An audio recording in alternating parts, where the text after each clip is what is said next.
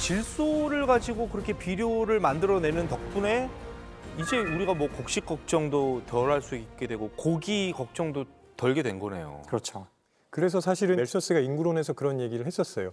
인구가 증가하는 속도를 식량 생산 속도가 따라잡지 못하면 결국은 우리가 먹을 게 없는 거니까.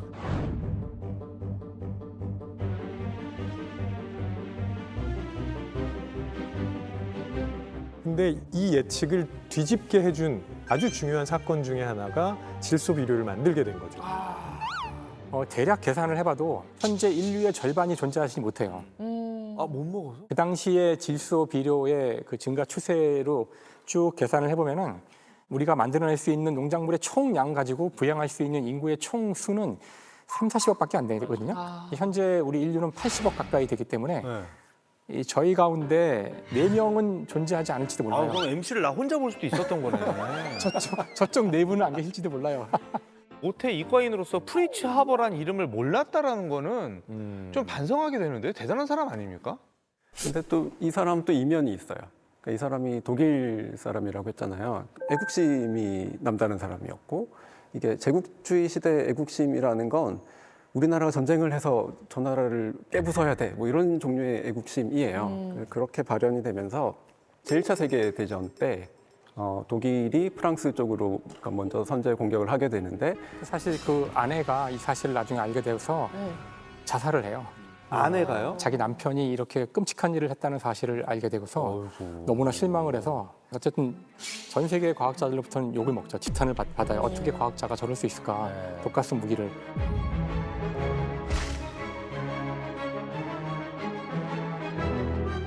제가 질문 하나 낼까요? 이건 지금 1차 세계대전이잖아요. 독일은 또 전쟁을 일으키잖아요. 그렇죠. 2차 세계대전. 네. 프리츠 하버는 애국자인데 2차 세계대전 때는 뭘 했을까요? 또 나쁜 짓 했어요? 가스! 왠지 스파이가 됐을 것 같아. 2차 세계대전 때는 아무 일도 안 했어요. 왜냐하면 죄책감? 유태인이에요. 그럼 가스실에서 가스실에 죽었구나. 끌려가진 않았고요. 모든 직위를 박탈당하고 목숨의 위협을 느껴서 도망치는데 아무도 받아주지 않죠. 그 독가스를 만든 과학자니까. 네. 그래서 그냥 길에서 객사하게 돼요. 아유. 그러니까 안타까운 자기가 한 대로 그 받는 거야. 운명을 가졌던 분이죠.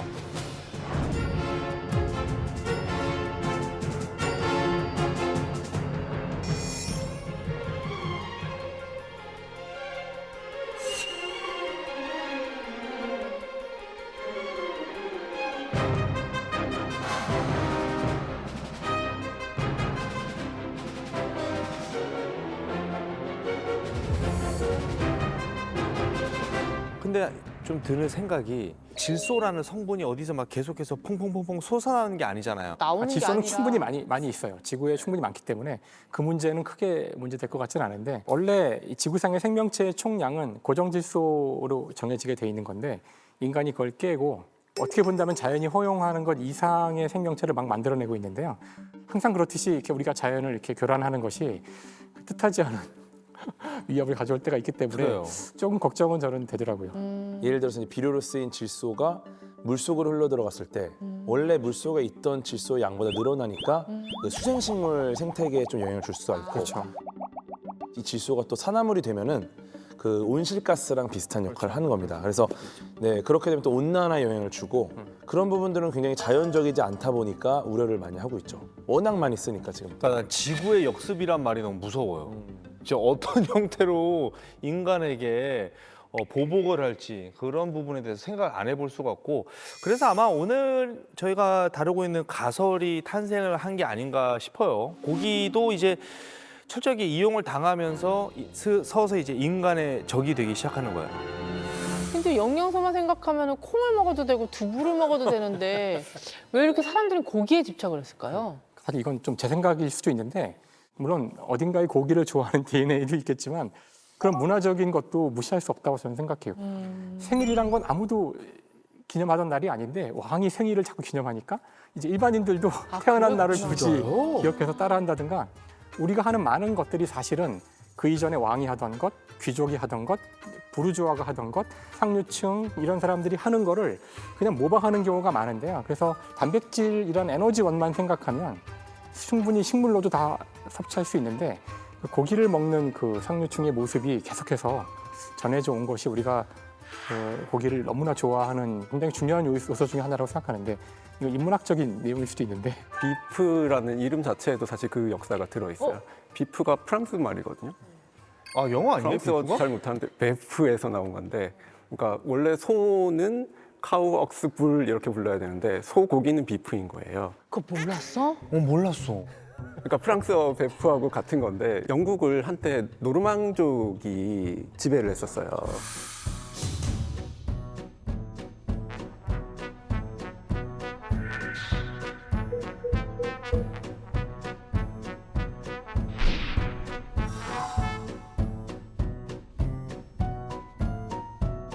그러니까 프랑스에서 온 사람들이 상류층이 되고 왕족이 되고 귀족이 되는데, 그러니까 이 사람들이 먹는 소고기 요리가 비프인 거죠.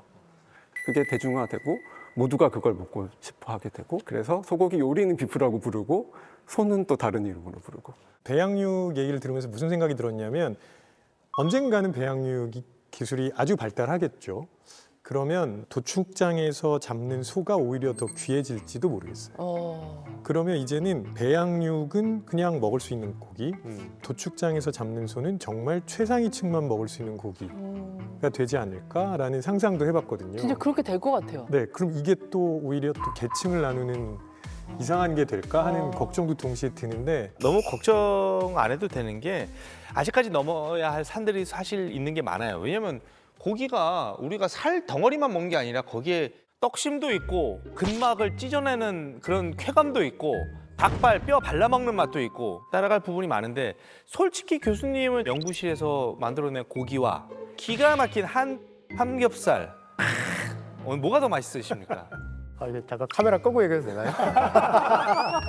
아니 솔직하게 말씀해 보세요. 자, 네. 클로즈업 하셔야죠. 아, 예. 사서 먹는 거 훨씬 맛있어요. 예, 예. 그래요. 지금 식감 얘기 많이 하고 있잖아요. 근데 우리가 맛을 느낄 때 빠뜨리면 안 되는 게 뭐냐면 소리입니다. 소리요? 네, 청각이 굉장히 중요해요. 오 맞아. 예를 들어서 지금 감자칩을 드시고 계시는데 바스락거리는 소리가 안 나요. 묵묵해. 짜증나. 그렇죠. 갑자기 짜증났어. 그러니까 그건 소리가 아니라 식감 아니에요? 아니요, 그 소리 자극이 들리잖아. 들어오면서 우리가 그렇게 경험하는 거죠. 아, 네. 그래서 실제로 실험을 했는데 달걀 맛하고 베이컨 맛이 동시에 나는 걸 만들었어요. 네. 그걸 닭장 소리가 나는 곳에서 그걸 먹으면 달걀 맛이라고. 계란 맛이. 네. 그 다음에 돼지 소리가 나는 곳에서 먹으면 베이컨 맛이라고 합니다. 아, 그래요. 그 정도로 소리가 중요하다는 얘기죠. 아, 네. 지금 배양육으로 이제 소고기를 만들었는데 그걸 구울 때 음. 지글지글하는 소리가 안 나면 우리 고기 먹는 느낌이 잘 안 들 수도 있다는 얘기죠. 그 소리 나요, 안 나요? 구울 때? 아, 좀 나긴 하는데 좀 다릅니다. 예, 예. 소리가 달라요. 아, 예, 예. 그 이제 불판에 사운드 제너레이터, 사운드까지. 사운드 제너레이터가 딱 올리면 기능이 있는. 이렇게. 그 말씀하시니까 진짜 이게 단순히 혀로만 느끼는 게 아니라 고기가 청각도 있지만 후각도 되게 중요해요. 정말 중요하죠. 후각. 코 막으면 이게 사과인지 양파인지 모른다면서요. 네, 식감만 비슷하기 때문에 네.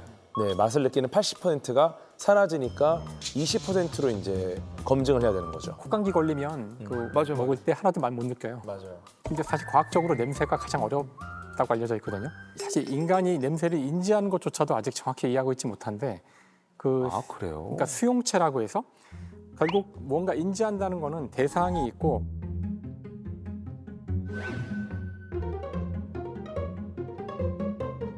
그것이 어떤 적당한 것과 결합을 해서 아 뭐가 들어왔구나 이렇게 인지하는 거예요. 네. 예를 들어서 그 시각 같은 경우 가장 많이 이해된 게 시각인데 시각에는 4종류의 수용체가 있어요. 원추세포와 간상세포라는 게 있어서 3가지 색깔과 명암을 인지하거든요. RGB 눈으로 망막으로 들어온 여러 가지 이 모습들 지금 여기 제 앞에 화면들을 이 4가지로 딱 분리해서 뇌로 딱 보낸 다음에 분석을 하는 거예요.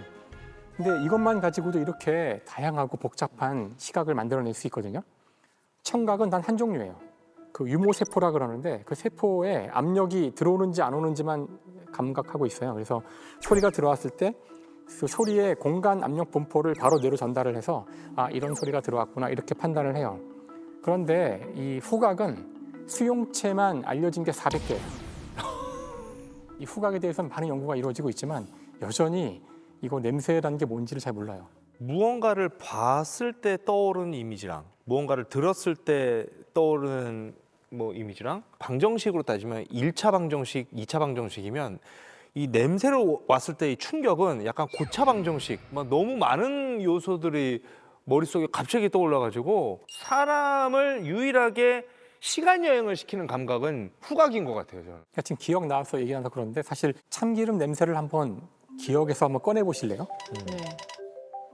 꺼내지나요? 머릿속에서 지금 안 되거든요. 꺼내지는데? 나오는데요?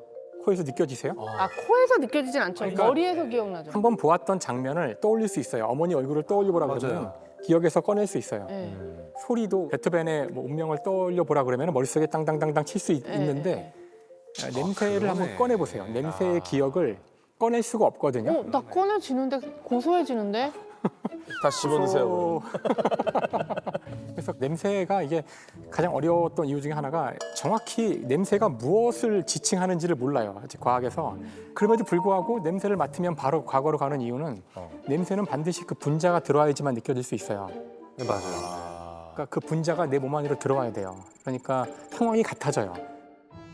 그래서 오히려 그 냄새가 기억을 더 일깨우는 데는 도움이 되지만 그 자체의 기억은 없어요. 되게 신기한 너무 감각이죠. 어려운 기억이라 그 정보가 정답지가 정확하게 와야만 떠올릴 수 있나 보네요. 그러니까 어쩐지 길을 가다가 뭔가 향수 냄새를 딱 맡았을 때 그 향수를 뿌리던 여자친구랑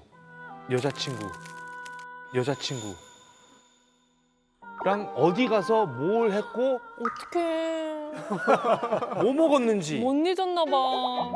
그렇다고들 하더라고요. 늘. 그분이 아내신 거죠? 그렇지요. 나는 이런 거 개발했으면 좋겠어.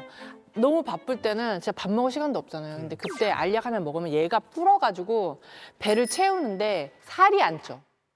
아, 포만감을 줄 수 배는 있게끔. 부른데 살이 안 쪄. 칼로리가 진짜 낮아. 뭐 곤약 같은 거. 뭐 그런 거 개발 좀 해주시면 안 돼요? 아니 근데 요만한 거를 먹어가지고 그게 몇십 배가 불어나는 게 가능은 한 건가요? 그런 소재가 있긴 합니다. 예. 진짜요? 예.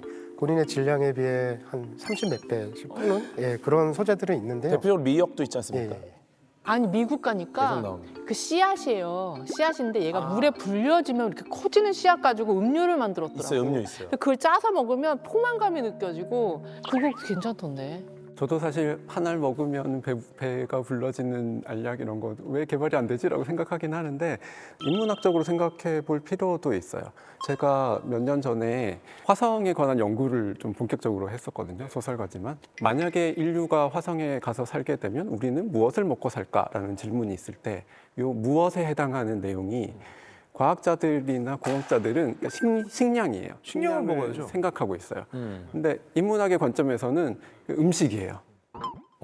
그게 뭔 말이에요? 뭐 아침에 식사하셨어요라고 물을 때 이게 식량 드셨어요라는 의미라기보다 우리는 음식을 어떤 걸 드셨냐고 묻게 되는데 그리고 먹는 즐거움이 있어. 네. 그러니까 어떤 영양소를 칼로리를 어느 정도로 공급하고 하는 거를 넘어서서 네. 이 사람은 화성에 가서 뭘 먹어야 안정적으로 생활하고 있다고 생각할 수 작가님은 있지. 화성에 가서도 클래식 음악을 틀어놓고 담소를 나누면서 스테이크를 썰어야 되는 거라고 생각을 하시는 거예요? 그런 관점일 수도 있고. 굳이 화성까지 갔는데 근데 그러니까 그런 거예요. 제가 제1차 세계대전을 대학원 때 전공을 했는데 그 전쟁이 종결된 원인 중에 하나로 중요하게 생각하는 게 음식이 제대로 보급이 됐나 하는 문제예요. 그러니까 칼로리는 어느 정도는 보급이 됐다고 이야기를 하는데 근데 그게 먹을 만한 게 아니었던 거고 그러니까 우리로 치면 삼겹살과 소주를 못 먹는 김치찌개를 못 먹는 그쵸? 전쟁이 5년간 지속되면 사람 미치죠. 네, 기존의 이론으로는 식량이 있으면 충분히 전쟁을 해야 돼라고 생각을 하는데 실제로는 문명 사회는 못 버텨요. 그러면은 전쟁을 지지를 하지 않게 되고 우리 그만하자라고 하게 되는. 근데 이거는요 우리 이과 입장에서 선결 조건이 해결이 돼야 그 위에 추가적으로 장착이 가능한 부수적인 문제가 아닐까 싶어요. 배부른 얘기죠. 아니 이게 일단 왜냐면 살아야 되는데 저도 배부른 소리라고 하려다가 너무 센 거 같아서 저도 네. 저도 깜짝 놀랐어요. 세셨어요. 교수님 좀 굉장히. 셌어요. 죄송합니다. 예. 근데 물론 추구해야 될 방향은 맞죠. 사실 당장 지금 그 로켓을 타고 가는 우주인들도 그냥 알약 몇 개로 해결할 수도 있거든요. 영양소만 따진다면. 하지만 그게 많은 문제를 일으켜요. 그러니까 위장이 운동을 해주지 않으면 금방 문제가 생기거든요. 이거 쉽지 않아도 또 문제가 생기고 그래서 좀 재밌게 보려고 얘기한 거지만 근데 강하게 말한 이유가 지금 화성 탐사 같은 경우는 음식을 떠나서 지금 우리가 물을 확보할 수 있을까, 산소를 확보할 수 있을까 이런 걱정들을 하고 있는 상황이라 순간 제가 발끈해서 얘기한 건데 근데 이거는 좀 다른 포인트인데 화성에 간다고 하면 음식까지 생각할 수 있는 지경이니까 가는 거 아니겠어요? 아 근데 아니요. 초창기 탐사는 아마 식량일 겁니다. 그러니까 이게 살 수 있는가? 근데 지금 우리가 걱정하고 있는 부분들을 어떻게 보면 한 방에 해소할 수 있는 게 세포 농업 아닌가? 약간 그 생각이 불현듯 들긴 하거든요. 뭐 이론적으로는 그런데 사실 그 세포 농업 기술로 만든 그 배양육도 아직 좀 해결해야 될 과제들이 좀 있어요. 뭐예요? 왜냐하면 근육을 만든 거잖아요. 네. 그래서 초기에는 그 생물 의약품에서 쓰이던 기술들을 많이 가지고 왔어요. 생물의약품. 네네네. 사실 의료용으로 뭐 만들 때는 굉장히 고순도의 물질, 99.9%의 물질들, 기기도 굉장히 다 고가의 장비들을 써서 이제 만들게 되는데 소세포는 인간 세포에 비해서 좀 덜 순수한 소재를 써도 어떤 때는 뭐 이렇게 잘 자란다든지 그런 결과들이 나오고 있어요. 그렇기 때문에 대체 소재들을 많이 찾고 있고요. 그리고 또 에너지가 많이 들어가거든요. 왜냐하면 세포를 키우기 위해서는 배양조에서 세포를 키워야 되는데 그거 다 전기로 돌리는 거거든요. 지금 엄밀히 계산하면은 탄소 배출량이 지금은 그렇게 낮진 않아요. 지금은 그래요? 개발 단계이기 때문에 그렇죠. 그래서 그거에 제일 계산해야 될 문제고요. 사실은 고기가 고기다우려면 많은 그 향미 성분들을 넣어야 될 거예요. 그게 사실 몸에 들어가서 어떻게 작용하는지 뭐 긴 시간을 둬서 어떻게 되는지는 아직 잘 모르는 것도 많고 네. 그래서 그런 거에서도 좀 자유로울 수 없는 면도 있고요. 그리고 가장 중요한 거는 한국처럼 고기 진심인 나라도 없는 것 같거든요. 그 까다로운 입맛을 맞추는 고기를 가능은 할 것 같긴 한데 그게 얼마나 걸릴지는 좀 그리고 또 그거를 사람들이 또 받아들이셔야 되는데 그렇게 되려면 또 뭘 넘어야 될지는 좀 아직 불확실한 게 많기 때문에 그 거쳐야 될 관문들이 많이 있다고 네. 볼 수 있습니다.